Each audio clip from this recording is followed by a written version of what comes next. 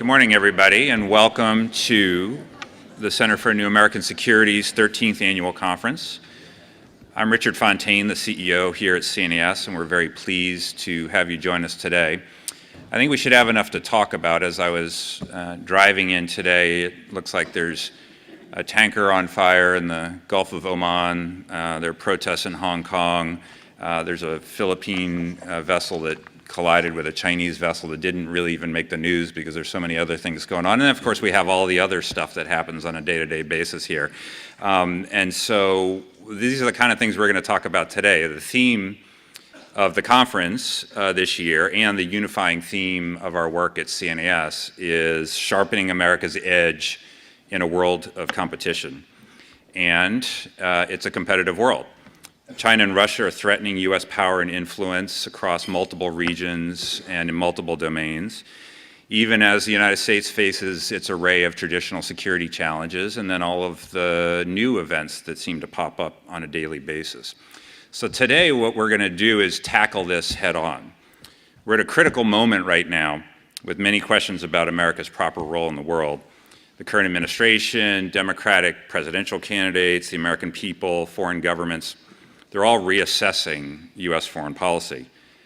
But to do that seriously, we have to first ask ourselves the right questions. We have to have the courage to ask the right questions so we can come up with the right approaches. And that's what we're proposing to do today during the proceedings here.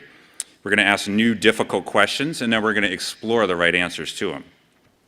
At think tanks and in government, a lot of times the best answers and the best questions are nuanced ones, and the best answers are complicated. We like to say things are never black and white, it's too early to be definitive, it's a mixture of cooperation and competition, whatever. But sometimes this can obscure the hard thinking that we need to do as much as we want to have a granular feel for exactly what's at play. So today we want to do the hard thinking at the conference, and that means that we're going to confront some questions that we'd otherwise maybe like to avoid, and maybe even produce some answers that make folks uncomfortable. And if that happens, then the gathering today has been worth it. I'm going to start in my remarks right now just with 4 questions of my own, each one related to the nature of strategic competition. I have my own answers to them. I know that everybody in this room probably has your own answers to them. But for the moment, let me just pose them in the hopes that they can help frame the discussions. So the first question is this: can we safely end the so-called forever wars? It's a hard question. I mean, we all want to end them. The question is whether we safely can, or whether we're going to be in a position where we need to fight these wars or something like them indefinitely. Americans have fought in Afghanistan for 18 years. We invaded Iraq.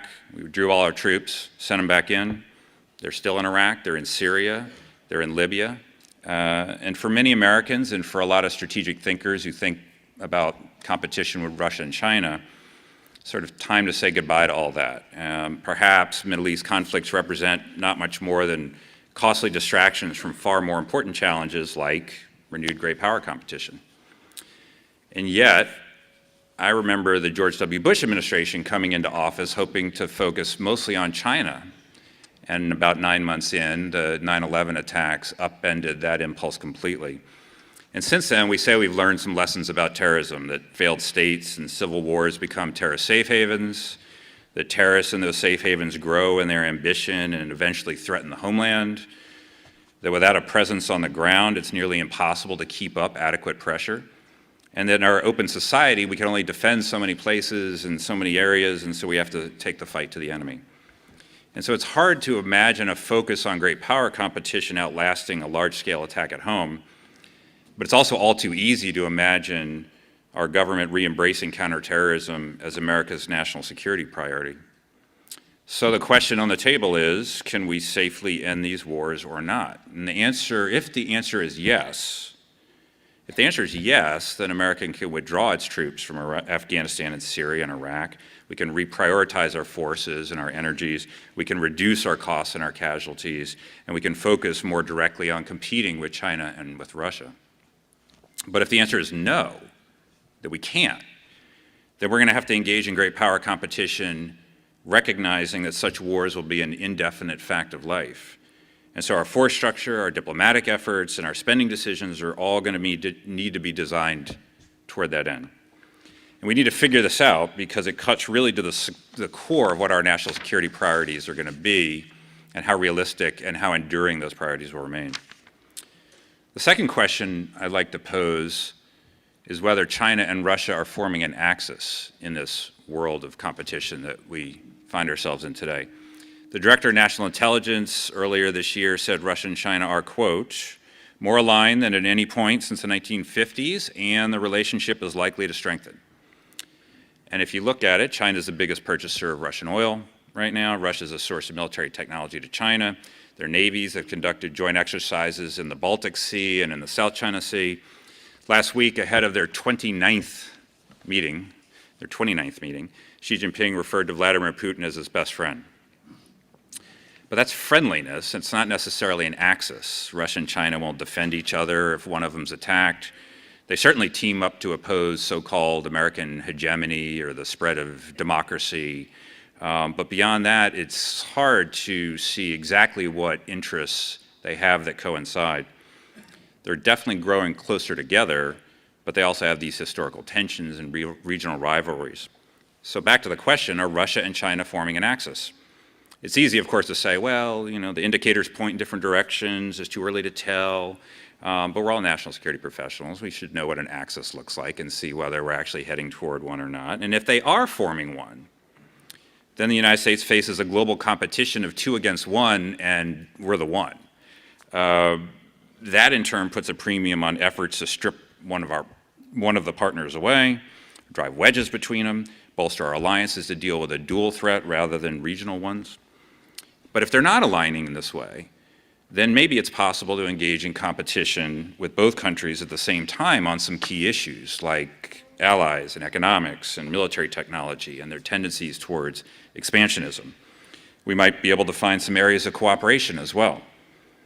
And as we make strategic competition the central focus of American foreign policy, we need to know who we are competing with and how close together those competitors are. The third question is this: how do we get our allies to do more in this competition? It's often observed that great power competition is a quest for allies, and that the more we have, the better we're likely to do. We do fare pretty well when you compare us with China's bonds with North Korea, maybe Cambodia, or Russia's with Bashar al-Assad or Belarus. But in order to best leverage our alliances, our allies are going to need to do more, spend more on defense, take on responsibilities that the United States can shed, not free ride on security guarantees.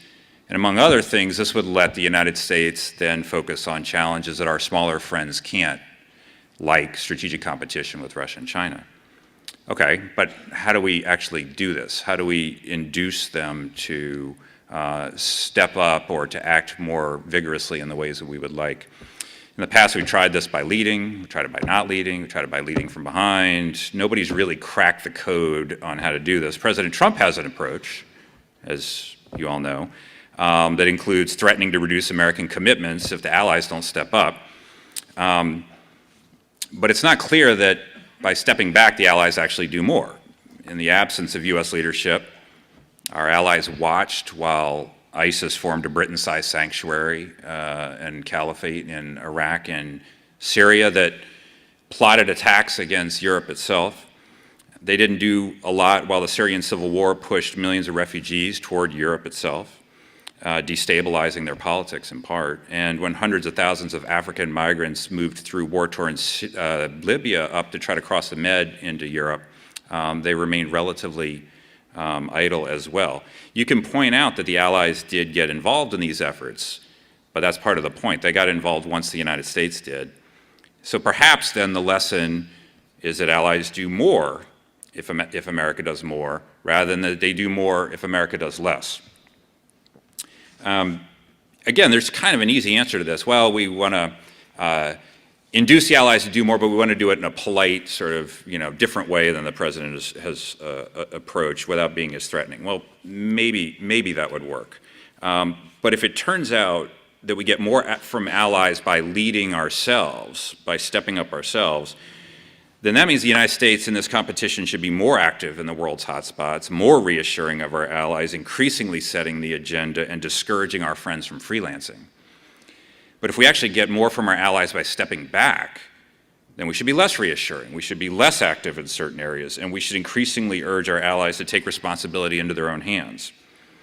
So if allies are really critical to international competition, how to make the most of those relationships is a pretty vital question.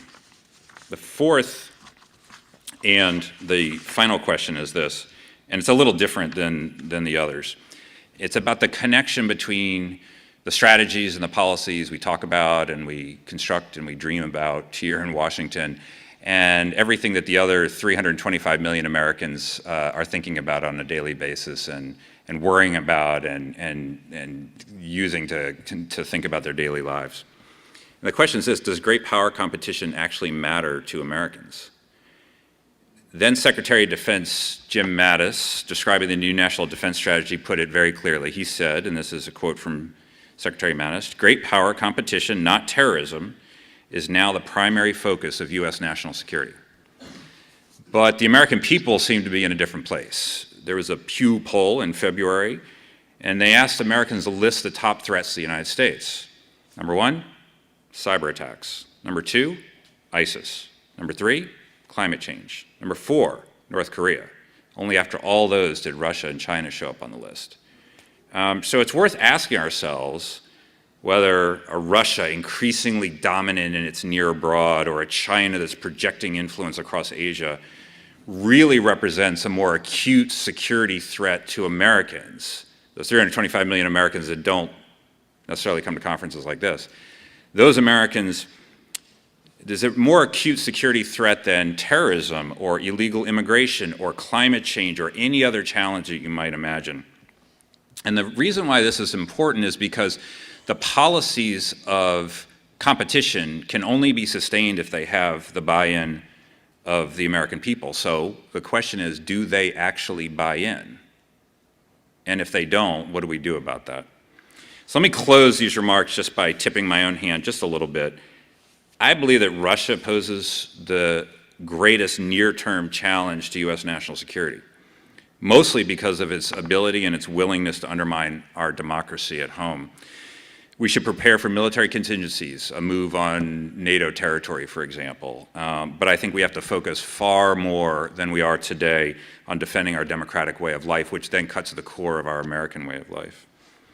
And I think that China poses the greatest long-run challenge to U.S. national security because it matches an illiberal, dominating vision of its rightful role with enormous military and economic and technological resources. But here's the tough part with all of this. I think it's wrong to say that great power competition has replaced more traditional security challenges. It hasn't replaced the challenges of terrorism or Iran or North Korea or climate change or humanitarian disasters or the things that I mentioned are on the front page of the newspaper today. It hasn't replaced them, it's just added to them. And that's what makes this next phase of global life so difficult and so challenging for national security policymakers. It's not this or that, competition or these other things, it's this and that. So what do we do about all of this? I think that navigating this new world doesn't just require acting more, spending more, doing more, but thinking differently, thinking better, asking the tough questions, and coming up with the best answers to those questions. That's really the mission of CNAS, to think better. And it's also why we're here today at this conference. For the next 7 hours or so, we're going to challenge some of our old assumptions. We're going to ask some difficult questions. We're going to debate some new answers. And if you feel a little unsettled by the time you leave by some of the things that you had to question or some of the conclusions that folks have come to, that's good. We and the country will be the better for it. So in just a moment, we will dive right in to the beginning of those conversations. Before we do, I would like to just say a word first to our supporters and partners. It's you who helped to make this possible today, so thank you for your support in doing this. I'd also like to say thank you to our media partner, the Washington Post. with whom we've worked for a number of years very successfully, and we are doing so again this year. And especially, and of course, thanks to all of you for joining us. So to start these discussions, in just a second, we'll bring to the stage two distinguished senators, Chris Murphy of Connecticut and Josh Hawley of Missouri. Both of these senators think very deeply about national security, and both of them are coming up with some real solutions to the big challenges they face today. Lauren Schulman, CNAS's Deputy Director of Studies, and Leon Panetta, Senior Fellow, will moderate the discussion. So if they're in the hot seat, they'll also be in good hands, and they can take it from here. So please join me in welcoming the senators to the stage, and thank you once again for being with us today.